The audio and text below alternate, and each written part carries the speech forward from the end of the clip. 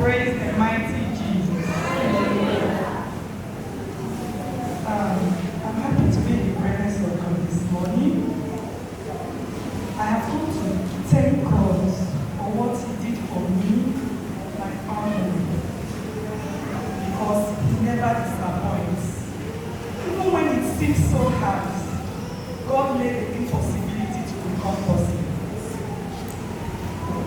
My first testimony is I want to thank God for journey mercy through and through, Lagos to East and then back to Lagos. Since I have been traveling, the experience I had this time was one of the best experiences I've had whenever I'm traveling. It was smooth, it was short, everything was okay and calm. So I'm grateful to God. If not for God, I don't know how it would have been. My second testimony is about my mom's burial. A lot happened. But in all I conquered. According to what that mommy preached to us today, we must conquer. Even before the burial, I keep coming to counseling. And Daddy have told us, have told I and my siblings that this burial, there is a particular person that does not want this burial to be good. My mind was going to somebody else, not even knowing that it is the closest people.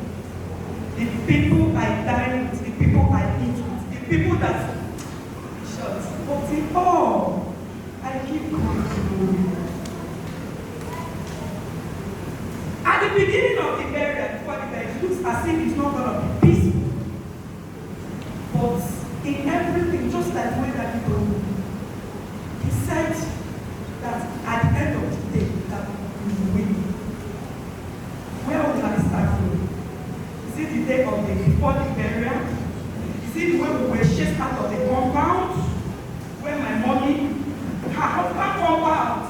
Is it the way they brought comfort life? The land given to my mother 2 days before her death that she was rejoicing was being taken away from her. We're not like, where are we going to bury this woman? The life given to her, they collected. The compound her husband place was taken away from her. We're all crying. I remember what that told me. I remember the prayers. The day of the wedding, we were asked to leave.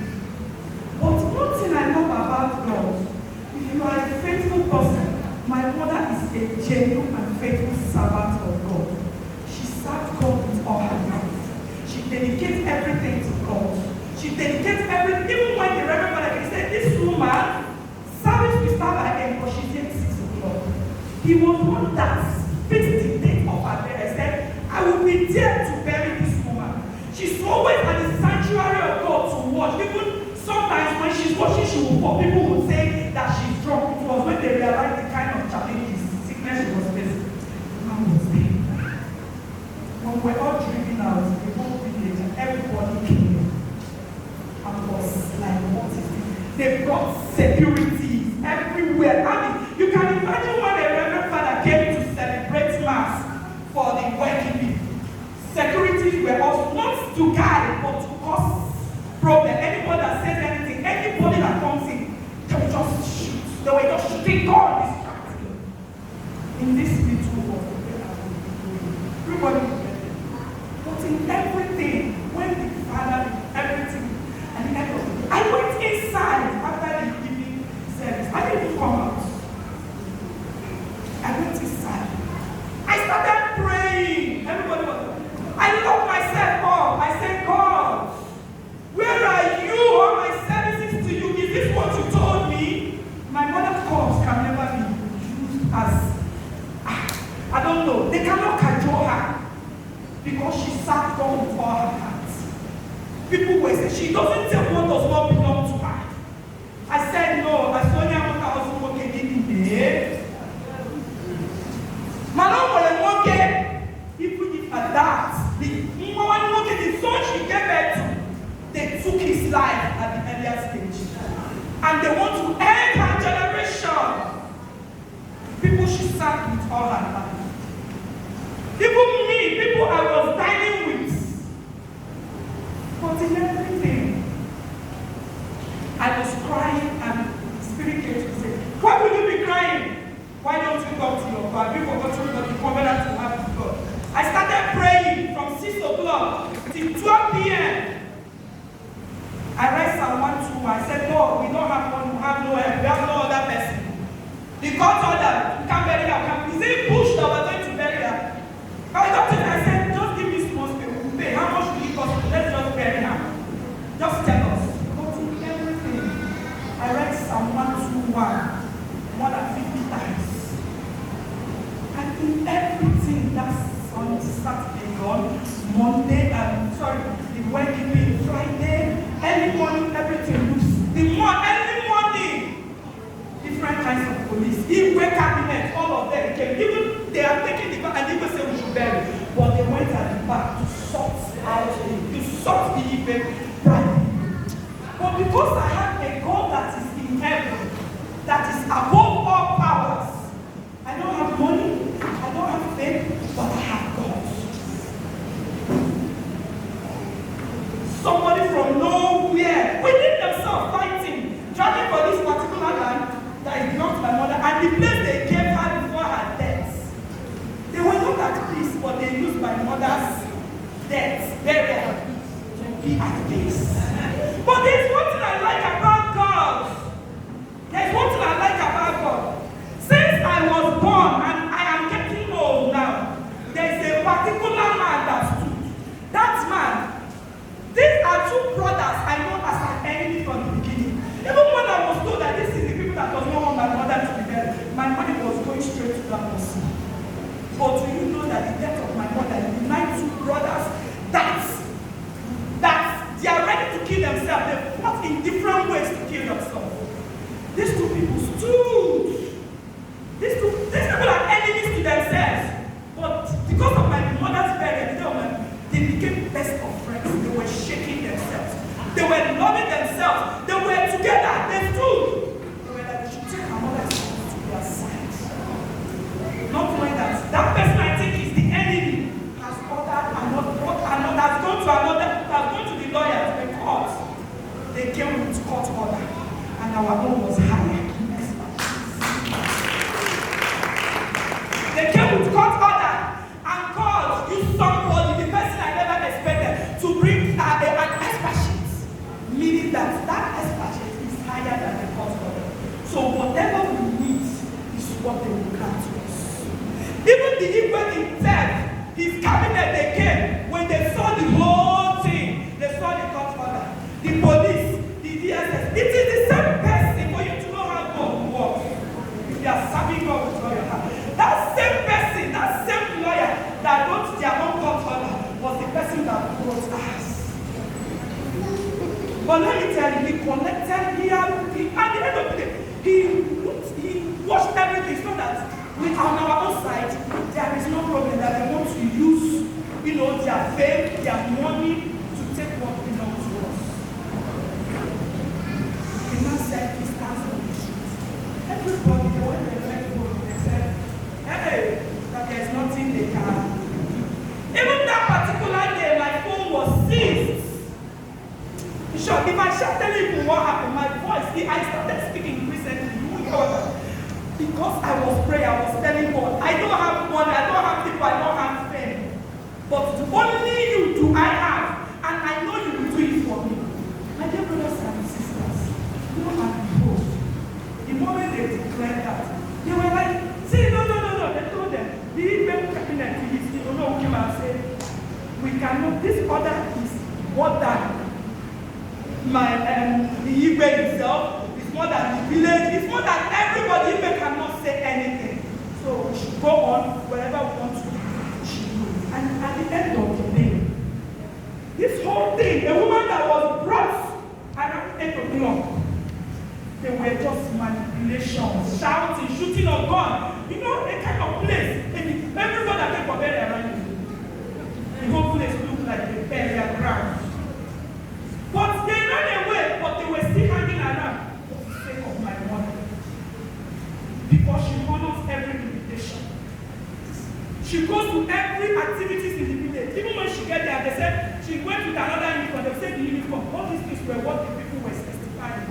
She will run back, no matter how far it is. She don't have motor. She will run back, go and change her clothes because she wants. The bills they are paying in the village, my mother was not owing anything. But in everything, the reverend father that was supposed to start service by 10 heard what was happening. When the gunshot, he went and stayed somewhere and told the catechist. Catechist called me when they are done. Whether good or bad, I am going to bury this woman. This whole thing was just going up and down till 2 o'clock before the whole thing ended. They declared it. They shouted everybody. And I came out. I didn't come out. I only gave my phone to a friend like this to come and she was trying to catch on. They see so many people because they know they were doing illegal work. At the end of the day, the police left, everybody left. Then the lawyer did not send the people that will come and guide and supervise everything. The moment they declared it, the whole villagers, the old women, the men, the women, everybody were just shouting, "Oh, you know, shame was on them." I just came out. They were saying, "Get you come out." That I need to come out when they were saying this. I remember what I did, even the day of the work. I only came out when it was time for service. The moment service was done, I went into my inner shell. Do you know that I came into that compound? None of my sisters were living in that place. They were driven everybody out. They said they were living in our neighbors. And I said, "No, this is my mother's room. The other room is there where we were brought up. This is my mother. I will never leave my mother room. Let me see the person that will come and drive me out." I went into that place with my children. I cleared everything, kept them, and I was there. I was inside that room. It was my influence that made my sister. They don't even want anyone. And I remained there more and thought. I knocked on that door. I told them that I had a covenant with my mother, and my mother told me something. Nobody will take away this place. Even if I am married, I still remain this place. Nobody.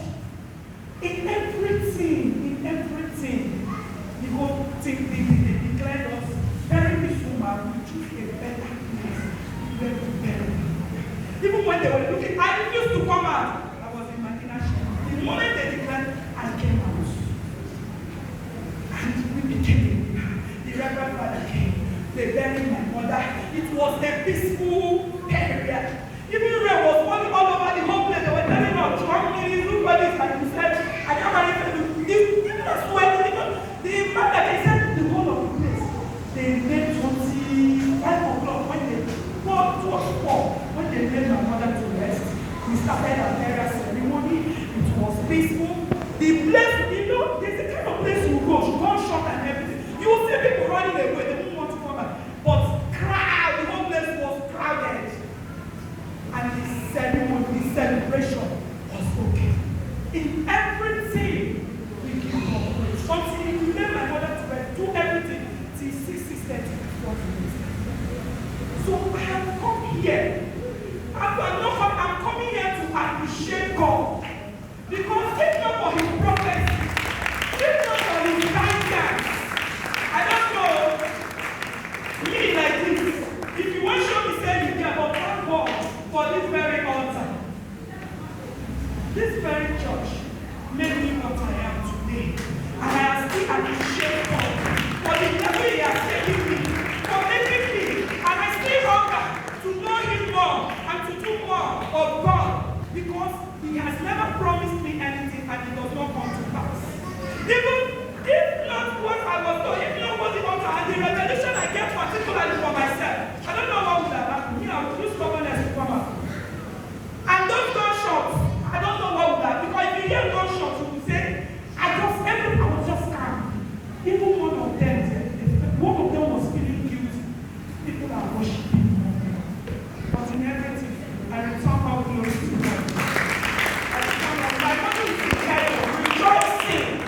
She suffered from death, but she's there. That is the assurance. Because when more than 100 people bear witness about somebody's life, you know that that person is there. Even I, the person, know that my mother is rejoicing. She has been named to mother, and the Lord has sought out her.